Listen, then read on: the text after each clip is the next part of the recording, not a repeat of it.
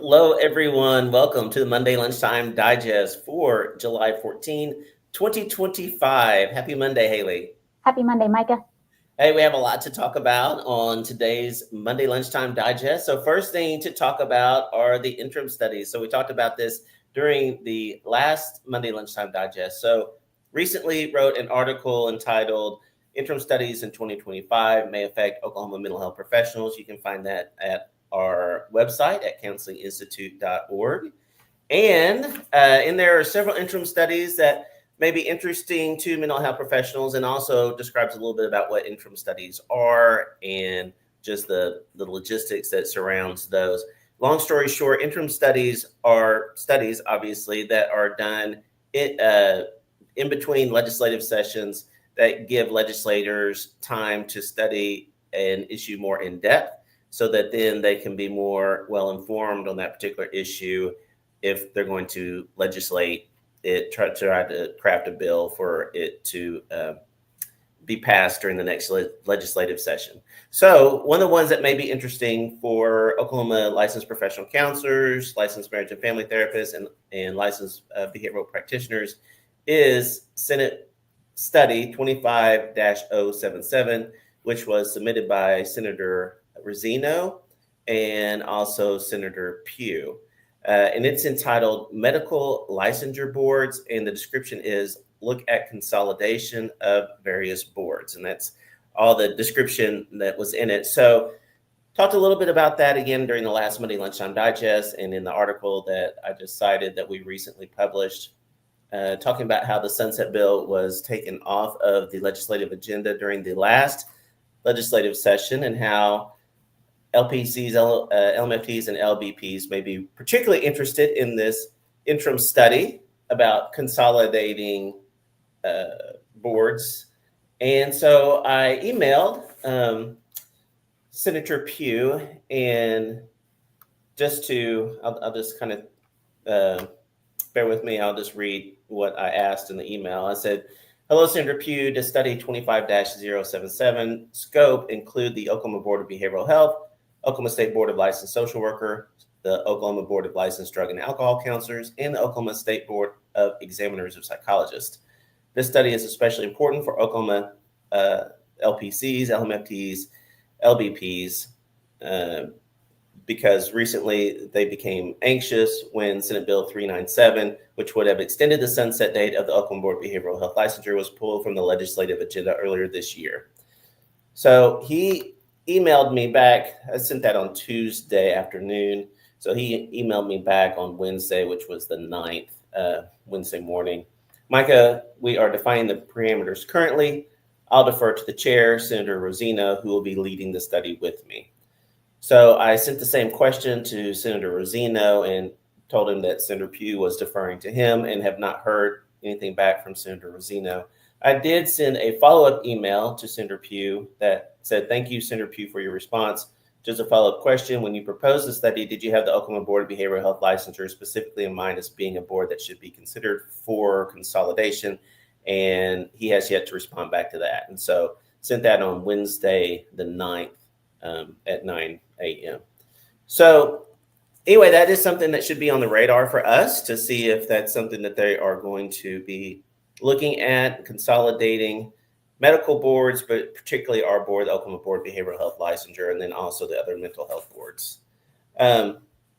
Also looking at the Oklahoma House of Representatives. So they have submitted 150 proposed interim studies, and I believe they have until the end of July to announce which of those studies will be moving forward and to assign them to the different committees.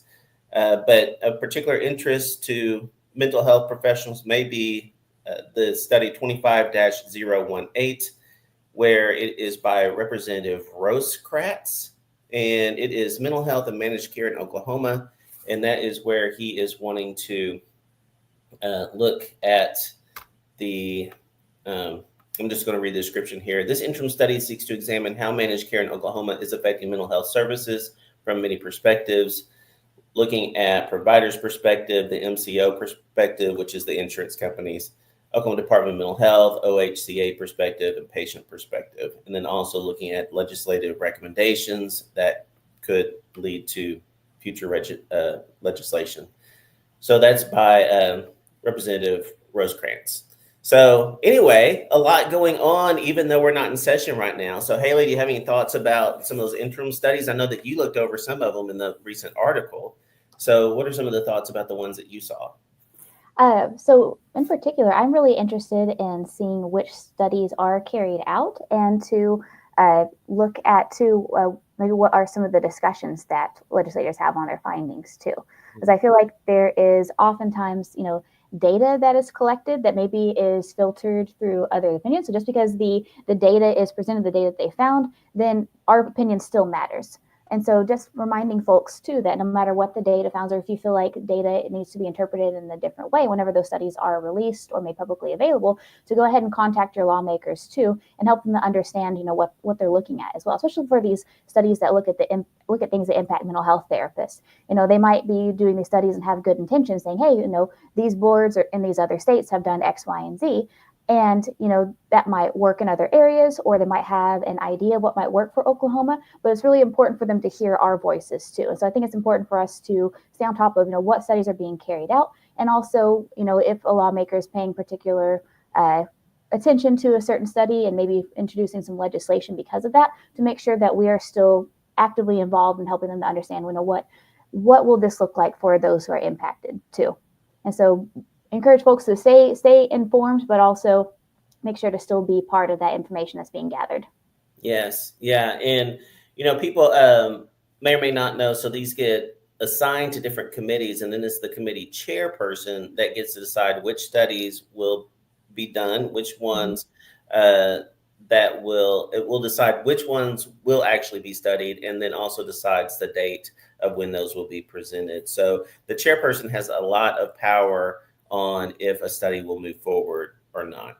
And so that's why when we look at this one from the Senate interim study 25-077, that is the Senator Rosino and Senator Pugh. Rosino is the chair of the Health and Human Services Committee, which was the committee that this was assigned to. So pretty sure that one is going to move forward. So we will definitely keep an eye on that one. And as you're saying, provide our perspective to them so that they can have that information.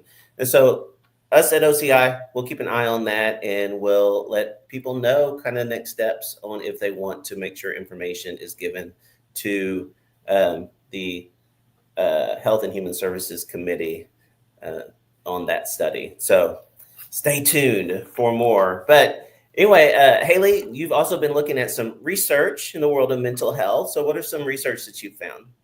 Yes, and so this is a study that came from the University of Hong Kong. And so in this study, they examined anxiety levels on different days of the week and cortisol levels. And so we've known in the research for a while that folks' cortisol levels, anxiety levels typically are higher during weekdays rather than weekends. And there's many reasons for that. As we know, we're going to work, we're commuting to work, kids have activities, we have school. We typically have fewer stressors on the weekends. But this was the first study that really pinpointed which day of the week is it that leads to the most distress. And how they did so is they surveyed thousands of older adults, and they asked them, what are your anxiety levels on different days of the week? And then they measured their cortisol levels by looking at their hair follicles. And so what they found is that those who reported being the most anxious on Mondays had elevated cortisol levels for up to 2 months throughout the study. What they found is that those who reported being anxious on different days of the week did not have as elevated cortisol levels. In fact, those who were anxious on Mondays showed a 23% increase in cortisol levels compared to those who are anxious on other days of the week. And what was fascinating too is that this study has suggested that this stress is beginning to change the physiology of our bodies, because they also tested those who are retired. And they found that those who are retired, who are out of the workforce, who experience anxiety on Mondays, showed that elevated stress as well. And so this is one of the first studies that really shows that regular patterns of stress or anxiety can affect the physiology when that we don't necessarily have that stressor anymore of going to work, doing that commute, that we're still showing these stress responses in our body. And the study went on to say is that we've known for a while too that on Mondays there is 19% spike in heart attacks on Mondays. Can you believe that, Micah? No, good thing we have the Monday Lunchtime Digest on Mondays, right? Because I know. everyone is stressed out. So hopefully people can come here and de-stress a little bit, get some helpful news and things like that. But I know, yeah, a lot of clients that Sunday night is when, they will start getting stressed about Mondays, that just anticipation of going back to work. And so then this is really interesting to see that the cortisol levels are higher on Mondays for these people. Yes, and so the anxiety is higher on Mondays, and that shows an increase in stress levels. And if you're more stressed on other days of the week, maybe you have like a really stressful Tuesday because you have meetings, then the effect on your cortisol levels is not as significant. But just the fascinating thing for me, and really the kind of scary part, is how much that changes our biological rhythm too. That even whenever that stressor is no longer there, our bodies are still having, at least the participants in the study, their bodies are still having that stress response.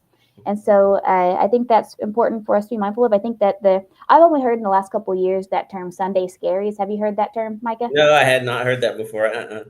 So I've had a lot of my clients report that feeling of the Sunday scaries, and of course, since then I've seen it in the algorithm or on media. But Sunday scaries is, from what I've read about and what have been reported to me, that feeling of dread that happens on Sunday afternoons and Sunday nights. Feeling of dread, sometimes anxiety, or just like really negative thinking in anticipation of the work week starting. And so I think that might be, if you're having the Sunday scaries or if you're having this high anxiety, it might be time to evaluate, what is it that is leading to this anxiety and this stress? Is it my commute? Is it my job? Maybe it's a great time to plug in the OCI's career assessments. I don't know, Micah, is that a good segue there? But yeah, so I think that's something to be mindful of, because again, this is not just from what this research is saying, it's not just leading to temporary stress or anxiety, but it's actually having long-term chronic effects and how our body makes sense of the world. I think about whenever I went through infant mental health training, and we talked about the difference between implicit and explicit memory. Explicit memory is, I remember my 35th birthday, or I remember when my child was born. That implicit memory is how your body reacts. So an implicit memory might be like the feeling of October. Like we have that warm, fuzzy feeling. That's how our body remembers how safe the world is. Like our body seems to really be developing that implicit memory for having those current stressors on Mondays over and over again. And that might continue to affect our health and well-being in the long run. Because as we think about elevated cortisol is related to an increased risk of heart attacks, increased risk of insulin resistance, which can lead to type 2 diabetes. It is correlated with an increased risk of developing chronic pain. And so really just something for us to be mindful of, not only for ourselves, but for our clients too. If they're having the Sunday scaries, it's definitely something that needs to be addressed, not only for the short-term benefit, but the long-term. Yeah. And whenever possible, ease into Mondays, right? And so I typically don't see clients on Monday mornings, and just a chance to kind of try to ease into my Monday a little bit. But that is very interesting. Thank you for that, Hayley. So also, I know we have fall and winter dates that are getting solidified. And so what are some of the things that we have coming up this fall and winter? So I am really excited to announce that we have some speakers who have been contracted and are ready to present for us this fall and winter. And so we're actually going to be starting our fall webinar series on Friday, September 5th this year. So usually we do the first Saturday of the month. We're going to kind of experiment a little bit this year. Our dates this year are going to be Friday, September 5th, Friday, October 3rd, and then starting November 8th, which is a Saturday, we'll do Saturday trainings. And of course, we'll have our winter workshop series, winter webinar series, the first Thursday, Friday, and Saturday of December. But some exciting topics that I'm ready for. Number one, we have our more mild friend, Colin Turpin, will be joining us on Friday, September 5th, and he's going to be doing a 3-hour presentation on crisis stabilization and assessment for a higher level of care. And so Colin's worked for partial hospitalization, outpatient, and inpatient for a number of years. And so he brings a wealth of experience and knowledge to this presentation there. We're also going to have Laura Byler, who's going to be doing a 3-hour presentation on introduction to dialectical behavioral therapy on Friday, October 3rd. We're going to have Dr. Frances Patterson also on October 3rd. So Dr. Frances Patterson is a NATIC affiliate. She has done many trainings over the last 30 years on substance abuse treatment, but she'll be doing a 3-hour substance abuse specific training on helping teens and adolescents who are experiencing a substance use disorder in regards to marijuana use. We're going to have Rabbi Shlomo Slatkin on our first Thursday of our winter workshop weekend. He'll be doing 2 trainings that day. In the morning, he'll be doing a 3-hour training on working with couples who've experienced infidelity. In the afternoon, a 3-hour ethics training of working with couples. And so we'll have many more trainings to announce over the next few weeks. We have a couple more contracts out that we're waiting to be returned. So hopefully we'll be having those up for folks to be able to register here in the next couple weeks. So as Micah has up there, if you have any questions about who we're having, if you'd like to see what dates we have reserved for our upcoming fall and winter workshop series, you can go to counselinginstitute.org and find those today.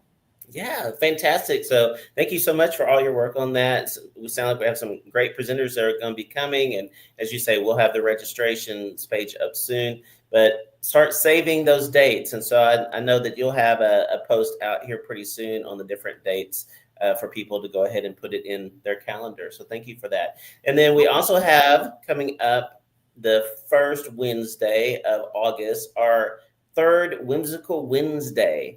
So you want to talk a little bit about that one? Yeah, so that'll be Wednesday, August 6th from 5:30 to 7 p.m. at the study. So Micah has found a live jazz show for us to attend. So it'll be live jazz music for a good part of that day. But us OCI folks, we're going to be showing up at 5:30. And so the study, it is free to join, it's free to attend. You don't have to pay to come listen to some live music. But if you do want food or drink, that is on you. But us folks with OCI are going to be there at 5:30 until 7 o'clock, enjoying some music and just connecting with colleagues. So we hope you can join us then. Yeah, I hope to see you there. So our very first one we did in July. No, excuse me. Our very first one was in June. Ooh. Our very first one was in June. I'll get it right eventually. And we did that one at a brewery and played a great game there. It was so much fun that Hayley had brought with her. She's our game expert in all of this. And then this month we were at the Flashback Retro Pub and did a video game tournament. And then this one we're going to be at the study, listen to some live jazz, also play a game there so people have a chance to win continuing education. And again, the Whimsical Wednesdays are just a chance to meet up with other professionals in the mental health field, just to be relaxed. And we can do networking, but to come in and just be able to relax with each other and hang out a little bit and have fun and make those connections. Because I've talked to a lot of people in private practice, talk about how isolating private practice can be. And even people in group practices, a lot of us here are very, very busy seeing clients. And so I may not see one of our own therapists for a day or two just because we're so busy seeing clients. And this is just a way to be able to meet with other professionals in a relaxed way. So we hope that you will join us for our Whimsical Wednesday, the next one being August 6th at the study, which is, I have the address somewhere, but it's kind of roughly where? Midtown? Film Row. It's on Film Row down on Sheridan. Okay, thank you so much. So on Film Row, and then we'll have the address up for you as well on our website. So join us there, and then just kind of highlighting some of the things that we do here at Edmond Counseling Professional Development. So we do SMART recovery. So SMART is a non-12-step approach that's based on cognitive behavior therapy for people who are dealing with addiction issues. So you can find out more about that at smartedmond.com. And then we also have our family and friends group, which is for obviously family and friends of people that are dealing with that are in recovery, or that the family and friend member wishes that they're in recovery. So they're people dealing with addiction issues, to provide a support for them, and also an evidence-based curriculum. And that is on Wednesday nights. And you can learn more about that at smartedmond.com as well. Also, we have career assessments that we do. So if you have a family member or a friend that has somebody ages 18 or older that is just wondering what to do, direction in their career, and would like an assessment, can have them come and see us there. It is a 2-session process. And so one of the things that we use is a strong interest inventory, which you may remember from your career counseling course is the gold standard assessment for looking at people's career interests. We also use a couple of other methods that help give people more guidance in what types of things that they may be interested in for either starting their career or maybe making a career change. So you can go to edmondcounseling.com to learn more about the career assessments. And then also recently started our wellness trainings for organizations. And so we provide several things there. I had the list here pulled up, so we can do 1, 2, or 3 hour workshops.